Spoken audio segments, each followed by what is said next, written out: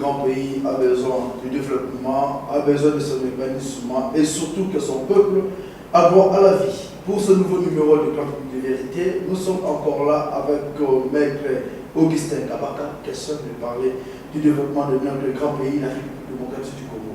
Après le passage du président de la République au 72e Assemblée générale de l'ONU, il a bien déclaré la République démocratique du Congo a plusieurs défis. Après le massacre du Kasaï, aujourd'hui c'est le processus électoral et il est bien déterminé pour organiser les élections, amener ces grands pays au grand développement. Et avec notre invité, nous allons quand même chercher à développer le discours du président et surtout parler qu'est-ce qui bloque le développement du grand pays, la République démocratique du Congo. À vous tous qui nous suivez, bienvenue à ce nouveau numéro. Sur ce plateau, nous ne sommes pas seuls, nous sommes avec Christelle Mandjao de Saint-Malon, à qui nous disons bonjour. Et voilà, comme annoncé, notre... Bonjour. Et bien voilà, comme annoncé, notre invité, c'est bien Maître Augustin Kabaka. Bonjour. Bonjour, monsieur. Vous êtes analyste politique.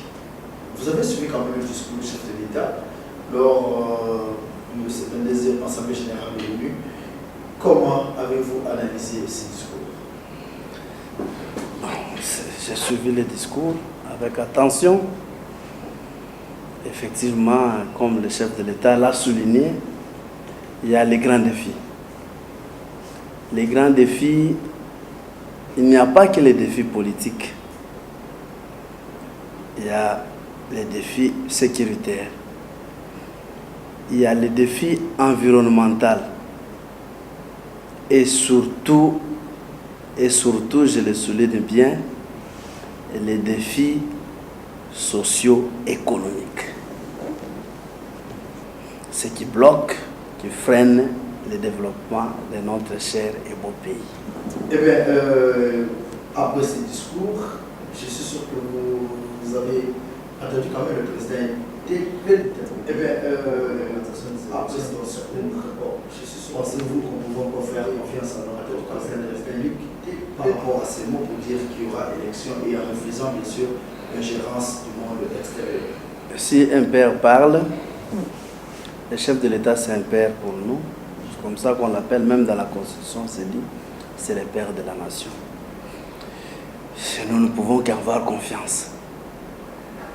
Un père, lorsqu'un père promet quelque chose à l'enfant, l'enfant il met tellement confiance, non, papa m'avait dit, va m'amener ceci, cela. Donc, c'est ce qu'il nous a dit, il a promis, non seulement à nous Congolais, même aux étrangers, même à la communauté internationale, que les élections auront bel et bien lieu. Nous tous, nous sommes certains que nous aurons élection. Mais quand? C'est à cette question-là que le chef de l'État n'a pas répondu. Oui, il y a les défis. Mais la question est renvoyée, il semble que cette question ne relève même pas du chef de l'État. Selon les attributions, ça relève de la CENI. Maintenant, on attend que la CENI nous fixe. Ça sera quand? Ça intervient dans 2 jours, dans 3 jours, on ne sait pas. La CENI travaille. La même CENI, si je ne me trompe ou si je ne m'en abuse, il nous avait promis d'organiser les élections en 2000. D'abord pour les députés provinciaux en 2015, en 2016. Aujourd'hui, nous sommes en 2017. Aucun commence à douter même que cela aura lieu en 2017. Donc, nous commençons à douter. Tout le monde est en train de douter. Est-ce que ça va intervenir en 2016, 2017, 2018, 2019? Le plus important, c'est que moi j'ai toujours dit, le plus important dans ces pays, ce ne sont pas les élections. C'est quoi? Le plus important, ce ne sont pas les élections. Et les élections, ce que nous devons noter, les élections, contexte démocratie, ce n'est pas pour les Africains. Ce n'est pas pour les Africains. Et pour nous, là, vous soutenez ceux qui disent qu'il faut encore revoir la Constitution et se garder le même président jusqu'à ce que vous ayez la vraie démocratie au Congo. Non, je vous ai dit que la démocratie, les élections, ce sont pas les contextes africains. nous avons essayé d'adopter ce qui est venu de l'Occident et nous ne parvenons pas à nous développer à cause de ça. Allez dans nos villages. Vous verrez comment on respecte les chefs. Les chefs de nos villages sont respectés de manière impossible. Et ils travaillent en bon escient. Mais aujourd'hui que nous avons adopté les élections, nous avons suivi les Occidentaux. Comme nous avons suivi les élections, on est obligé de s'adapter au mode occidental. C'est ainsi, tout le monde est obligé de se mettre derrière les Occidentaux. Nos constitutions, là je parle de nos constitutions, je parle de constitutions, la plupart des constitutions africaines. Les constitutions de l'Afrique, c'est des copier-coller de la plupart des constitutions de l'Europe. L'Europe, les États-Unis, ainsi de suite. Les Amériques, pas les États-Unis, les Amériques. Et lorsque nous cooptons, pour moi j'appelle ça une cooptation, lorsque nous cooptons, ça veut dire que nous sommes obligés d'arriver au même pas que ceux-là. Pourquoi ceux-là sont capables d'organiser les élections, de se développer et nous ne sommes pas capables? C'est ça la plus grande question. Puisque leur culture n'est pas la nôtre. Nous n'avons pas la même culture. Pour eux, les élections, c'est automatique.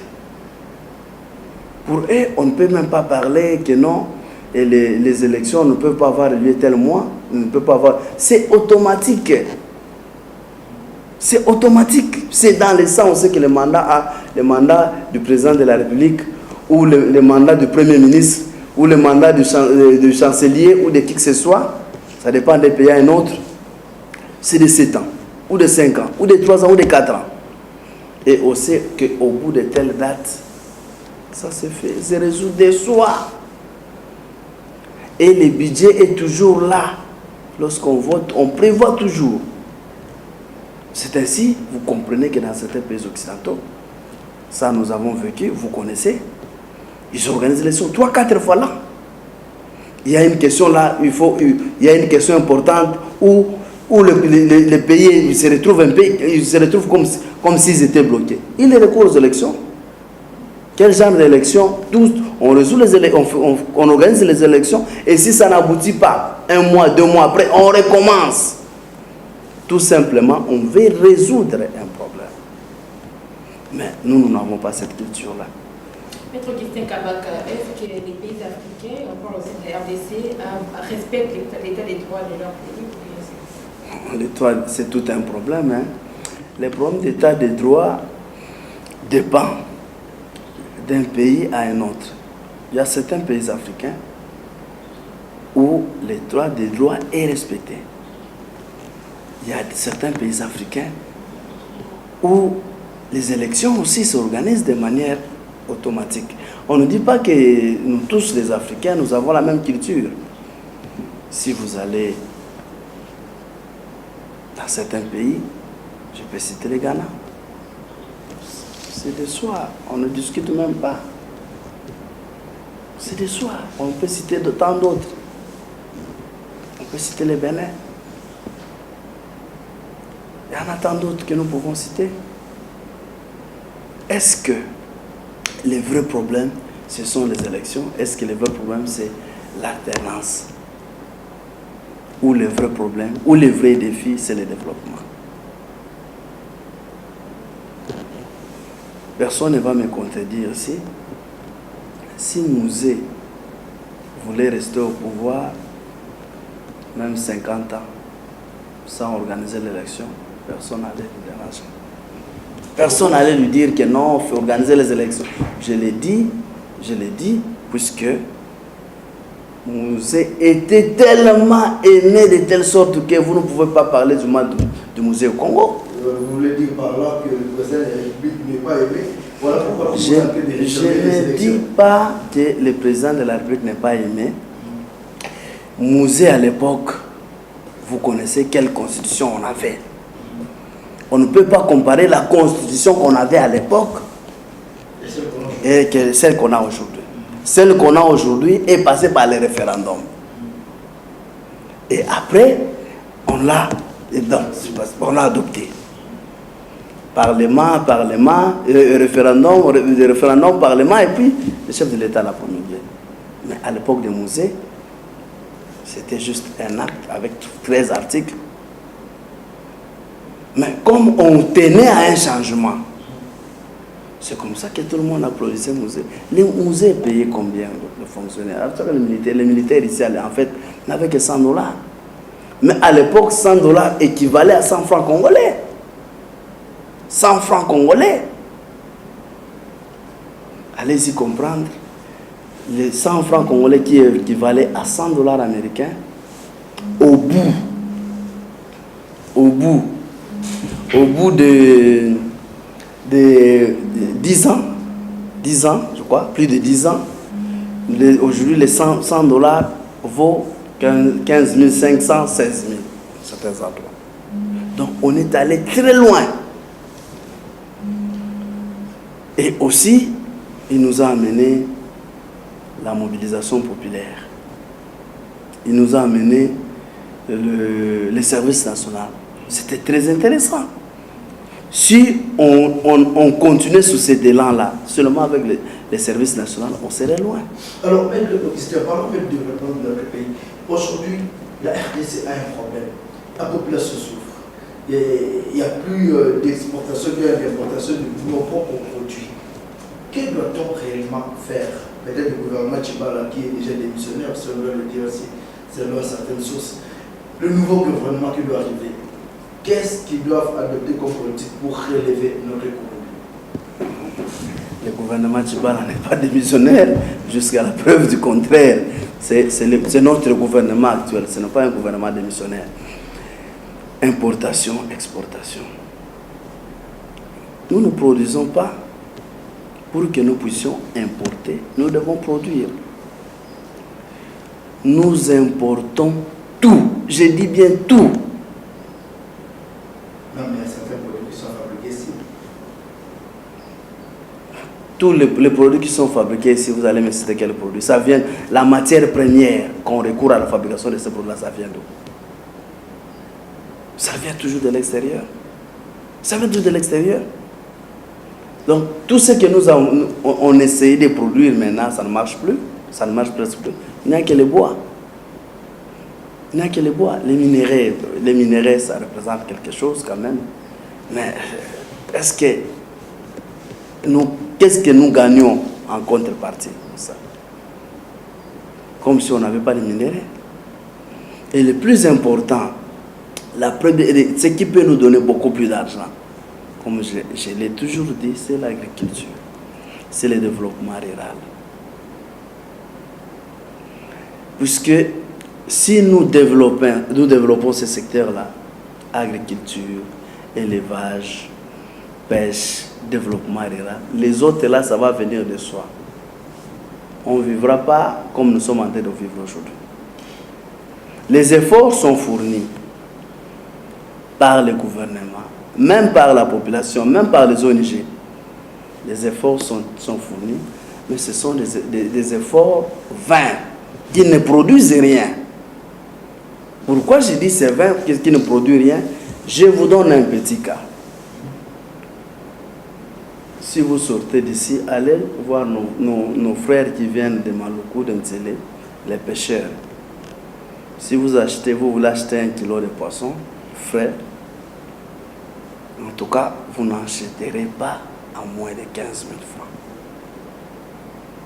Alors que les poissons, que nous appelons poissons de mer, Thomson, à 15 000 francs, vous avez plus de 2 kilos.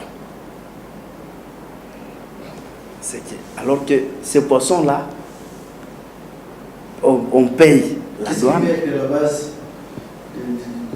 de cette différence? La différence, parce que nous ne produisons pas. La production est faible. La demande est élevée. Comme la demande est élevée, la production est faible. C'est la loi de l'offre et de la demande. À ce moment-là, ça ne peut coûter que cher. Et en contrepartie, ceux qui produisent, ils produisent en grande quantité, Ils s'en servent chez eux, ils envoient chez nous en grande quantité aussi. Comme c'est en grande quantité, ça pouvait qu'être ça. Et ils recourent à la pêche industrielle, ce qui n'est pas développé chez nous. La pêche industrielle n'est pas développée chez nous. Au fur et à mesure, on a toujours fait des projets dans ce sens-là, mais qui n'aboutissent pas. C'est là qu'il y a un problème. On doit voir. Les gens à qui on donne les moyens, les gens à qui des ONG, même des organismes financent dans ces domaines-là, cet argent-là, en réalité, vont où? C'est ça qu'on doit creuser. Est-ce que c'est pas un problème, puisque on a essayé avec Bucamalos. Aujourd'hui, il y a quand même un problème sérieux. Bucamalos, c'est des produits presque rien. Est-ce que c'est pas un problème d'homme? Est-ce que c'est vraiment un problème de l'État? Ce n'est pas un problème d'homme, surtout pas un Congolais. Le Congolais, c'est un homme très sérieux, c'est un travailleur. Le Congolais, c'est un travailleur. Pour preuve, le Congolais peut rester affamé du matin au soir. Mais vous lui donnez un travail, il va le faire. Mais ailleurs, personne ne va faire ça. Le Congolais, c'est un homme travailleur, c'est un homme courageux. Et ça se manifeste. Le Congolais, c'est un homme patient. C'est un homme tolérant. Et c'est un homme accueillant. C'est ainsi partout où nous circulons. Si vous circulez partout, on dit que si on voit les Congolais, c'est un homme respectueux. On ne vous dira pas que le Congolais c'est un voleur. Non. C'est un homme respectueux. Donc ce n'est pas un problème d'homme. Je dirais c'est un problème peut-être de la main-d'œuvre qualifiée. Est-ce qu'on a une main-d'œuvre qualifiée? C'est là où le problème se pose. Puisque il y a certains domaines où on n'a presque pas de gens qui s'investissent. Aujourd'hui, il n'y a pas longtemps, il y a de cela 2 ou 3 mois qu'on a publié les résultats des examens d'État. Il y a des inscriptions dans les universités. Si vous allez demander ceux qui prennent les inscriptions dans les domaines là, par exemple agriculture, agronomie, gaz et pétrole, développement rural, vous en trouverez moins. Vous en trouverez moins, presque pas. C'est plus qu'il n'y a pas... Mécanique industrielle, vous en trouverez presque pas. Pourquoi? C'est qu'il y a un problème. C'est qu'il y a un problème. On ne peut pas, dans un pays, former les gens uniquement pour l'administration. Vous ne pouvez pas étudier pour travailler dans l'administration seulement. Le développement vient de l'administration, mais le développement vient de tout. Le développement, c'est un tout. C'est-à-dire, nous devons avoir une main-d'œuvre qualifiée dans tous les domaines. Tous nos frères qui vont travailler ailleurs, la plupart ne veulent plus revenir. C'est une main-d'œuvre que nous sommes en train de perdre. Si vous allez voir, vous sillonnez dans le monde, sur 10 grandes universités, vous en trouverez dans 3 universités des professeurs congolais. Ça veut dire que nous avons un niveau très élevé. Donc la politique de notre pays ne répond pas aux besoins de la population, voilà pourquoi ils sont obligés de partir à l'extérieur pour aller trouver mieux. C'est ça? Bon, ça dépend des convictions de chacun. Vous ne pouvez pas sacrifier votre pays pour aller travailler ailleurs. Puisque là, vous travaillez pour un autre pays. Vous travaillez pour un autre pays. Vous allez laisser ça là-bas. Vous allez former. Vous devez travailler, même si vous voulez travailler ailleurs, il faut recourir à votre pays. Puisque vous n'avez pas autre chose que votre pays. Là-bas, vous savez qu'il y a une chose que vous devez retenir. Les Occidentaux nous ont amené ce qu'ils nous ont amené. La nationalité. Personne, vous et moi, nous n'avons pas voulu être Congolais. Nous n'avons pas voulu être Congolais. Mais la nature a fait que nous sommes nés au Congo. La nature a fait que nous soyons Congolais. Même si vous allez obtenir comme d'autres le font, vous allez obtenir notre nationalité.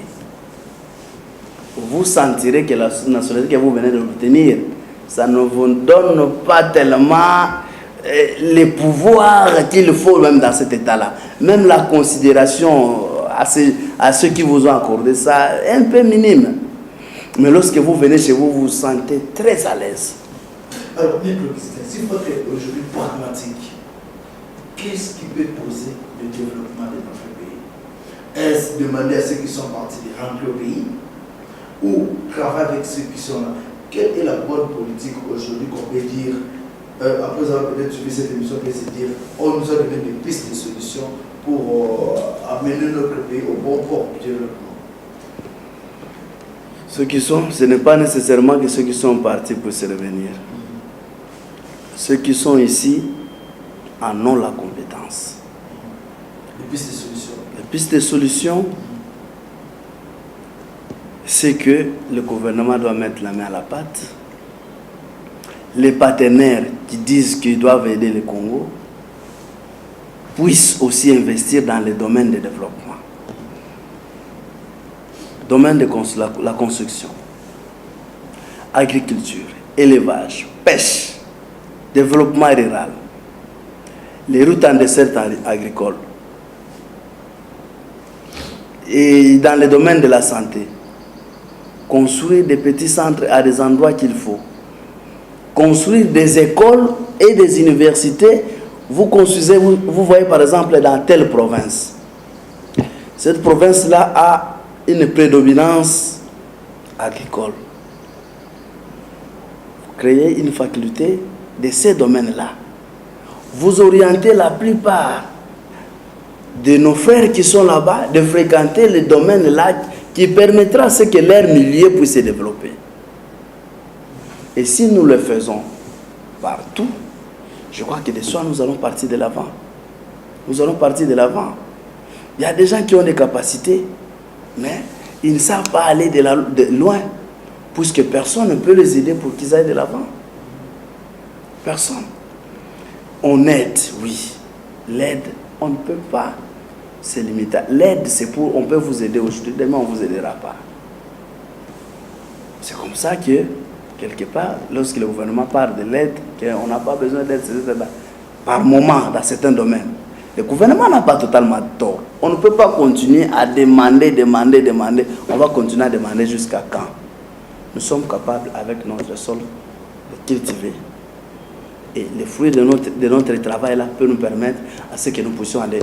Si nous travaillons en coopérative, nous travaillons en association, nous irons de l'avant. Nous irons de l'avant. Ces pays ici, pour se développer, ça ne demande pas beaucoup de choses. Donc il n'y a pas de miracle à faire pour que ces pays se développent. Nous sommes déjà un pas du développement, mais... Vous parlez du développement. Il y a quelques jours, les élèves ont été chassés de leur école. Vous l'avez suivi certainement par la voix de la presse congolaise, bien sûr. Ça s'est passé à Kinshasa. Et pas seulement plus loin. Hier, c'était à Lubé. Aujourd'hui, il y a certains jeunes qui ont créé leur structure. Là, j'ai fait allusion à la jeunesse qui évolue au niveau là où il y a le bureau de la jeunesse nationale ici sur Senue. Ils n'ont pas de soutien. Est-ce vous d'abord, peut-être vous ne faites pas partie du gouvernement, est-ce que vous avez quand même aussi le temps de visiter certaines jeunes, certaines structures de jeunesse, de la jeunesse, les assister aussi, apporter votre appui? Ou peut-être vous parlez juste pour inciter le gouvernement à mettre la main dans la pâte au moment où vous aussi vous êtes capable de le faire? Les jeunes, nous sommes jeunes. Les problèmes, la jeunesse congolaise, c'est une jeunesse capable. Et aujourd'hui, les pays, c'est entre les mains de la jeunesse. Les pays, c'est entre les mains de la jeunesse. Mais nous avons besoin de jeunes qui prouvent, qui ont des compétences, qui peuvent faire en sorte que nous puissions aller de l'avant. Il y en a, ils sont nombreux. Aujourd'hui, ceux qui ont fini les études, combien de jeunes ont fini leurs études, combien travaillent? Nous avons connu des jeunes, nous avons connu des frères, nous avons connu des membres de famille qui excellaient même jusqu'à l'université. Mais aujourd'hui, qu'est-ce qu'il faut? ils ne font rien. Ils ne font rien. Puisqu'ils n'ont pas de moyens pour qu'ils commencent une activité et aller de l'avant. Vous prenez quelqu'un, faute de mieux. Je dis bien faute de mieux. Quelqu'un qui a fini en sciences de l'éducation.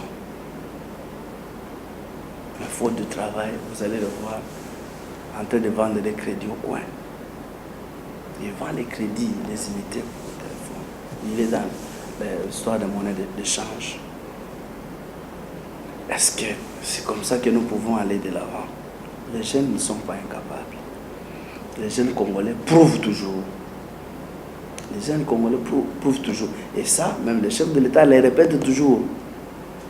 Que la jeunesse doit être au centre de tout. Les Congo de demain, c'est la jeunesse. Comment faire pour que les jeunes se prennent en charge? J'aimerais bien qu'on cherche une question. Comment faire à ce que le jeune soit au centre du développement de notre pays? Et ça sera encore plus mieux. Oui, au centre du développement. Les jeunes doivent s'impliquer dans tous les domaines. Les jeunes ne doivent pas dire que non, ce travail-là, c'est pour le vieux. Non. Les jeunes doivent prouver qu'ils peuvent faire mieux que ces vieux-là. Nous sommes capables de faire mieux. Pour faire mieux, nous ne devons pas mettre l'argent devant. C'est d'abord l'amour du travail. C'est l'amour du travail. Vous savez que lorsqu'on a chassé nos frères du Congo-Brazzaville, la plupart de la main-d'œuvre dans les sociétés de construction, là, c'était nous, Congolais. Avec que les Chinois ont regretté. Ils ont dit non, les Congolais, les jeunes d'en face, ils sont courageux. Ils travaillent mieux que les autres. Et si ça donne au travail, ils vont jusqu'au bout. Les jeunes se débrouillent pour s'en sortir. Il y en a qui sont dans l'histoire des surages. Tout ça. On voit des jeunes ici. Il loue une maison, il a des enfants qu'il les fait étudier. Et si vous voyez l'activité qu'il a, on ne pouvait pas croire. Ça démontre en sorte que ces jeunes-là qui chôment, parce que le travail c'est un chômage déguisé. Si on peut les prendre, l'encadrer autrement, on ira loin. Et un autre problème, ça c'est que les gouvernements, les autres ne sauront pas. La construction. Qu'on construise dans des provinces, qu'on mette dans des provinces des conditions qu'il faut. Vous verrez que la plupart ne vont pas vouloir venir à Kinshasa. Et Kinshasa deviendra propre. On n'a pas besoin de prendre, par exemple, tous les ministères, vous mettez ça au même endroit. Parce que c'est le problème qu'il y a dans la ville. Chaque jour, nous sommes obligés tous de prendre dans la même direction. Mais si on prenait par exemple, on prend par exemple le ministère de l'Agriculture, vous mettez ça à Daipen là-bas. Et on construit là-bas. Mais les directeurs du cabinet, qui que ce soit, ceux qui sont là-bas, mais ils vont vouloir rester là-bas, ils ne vont pas vouloir venir rester à Kinshasa ici. Ils vont habiter là-bas, puisqu'ils sont à Kinshasa. Et si on en fait partout, et on construit, on va dire non, bon, comme on a beaucoup de problèmes d'érosion vers Mongafula, on va vers Menseke là-bas, on place le ministère des Travaux publics là-bas. C'est comme ça que les pays se développent. C'est comme ça que les pays se développent. Puisque on construit là-bas, les gens sont dans de bonnes conditions. Il ne va pas vouloir quitter là-bas pour venir ailleurs. Et ainsi de suite. Le développement du pays, c'est l'affaire de nous tous. Ce n'est pas une affaire seulement du gouvernement. Donc, les jeunes sont capables. Les vieux aussi sont capables, puisque tout ce que nous sommes en train de faire aujourd'hui, c'est ce que les vieux nous ont appris. Tout ce que nous jeunes nous faisons, puisque les vieux nous ont aidés.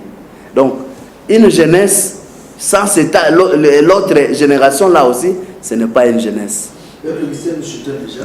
Je suis sûr que vous avez quand même appris la mort du professeur Dr Machago. Vous l'avez quand même connu, un mot peut-être à sa famille et aussi adresser un mot à toute la population congolaise qui t'a suivi. J'ai appris la mort du brillant professeur Machako Mamba. Un travailleur, c'est un bosseur, que personne ne vous trompe, c'est un travailleur. Nous avons vu, il a prouvé de quoi il est capable. Partout où il est passé, il a été parmi les modèles. Je présente mes condoléances à sa famille biologique, à la communauté universitaire, à ses collègues, à ses confrères médecins, à sa famille politique, puisque c'est une tête que nous avons perdue. C'est un baobab. Donc, comme nous-mêmes, on dit en Afrique, lorsque un vieux meurt, je crois que je n'ai pas oublié l'expression, lorsque un baobab de ces rangs-là meurt, c'est toute une bibliothèque qui s'en va. Donc c'est toute une bibliothèque vivante. Ce n'est pas qu'on lui fait des éloges puisqu'il est mort, mais il a mérité ces éloges même de son vivant. Nous avons vu les étudiants, nous avons vu les professeurs, nous avons vu les DG, les recteurs des universités lui faire des éloges. Il a fermé des universités, des boutiques qu'on transformait certaines boutiques en universités, dans les marchés. Il a fermé. À la santé, lorsqu'il était à la santé, il s'est poumonné, il s'est coupé bec et ongle. Lorsqu'il y avait épidémie, il arrivait là où il y a l'épidémie. Les petits centres de santé, lorsqu'ils passent, ils trouvent que c'est une pharmacie qui ne correspond pas, ils ferment. Donc c'est quelqu'un qui mérite, paix à son âme. Je sais qu'il a formé, plusieurs. Et donc, comme nous disons, Machako est mort, mais Machako demeure. Machako demeurera. Demeure et il demeurera. Il va demeurer à travers sa famille. Il va demeurer à travers ceux qu'il a formés. Il va demeurer à travers nous, la population congolaise, qui avons bénéficié de ces loyaux services. Et bien voilà, nous voici le terme de ce énième numéro de Campus de Vérité. C'était un plaisir quand même de partager avec vous ces grands moments. Merci à notre invité qui a disposé de son temps et merci pour répondre quand même à différentes préoccupations. Merci à Christelle Madjao, qui était là, et merci à notre caméraman Samy Soum. À vous tous qui nous avez suivis, nous vous fixons rendez-vous pour le tout prochain numéro avec le même réel plaisir. Surtout, aimons notre pays et visons plus loin. Merci.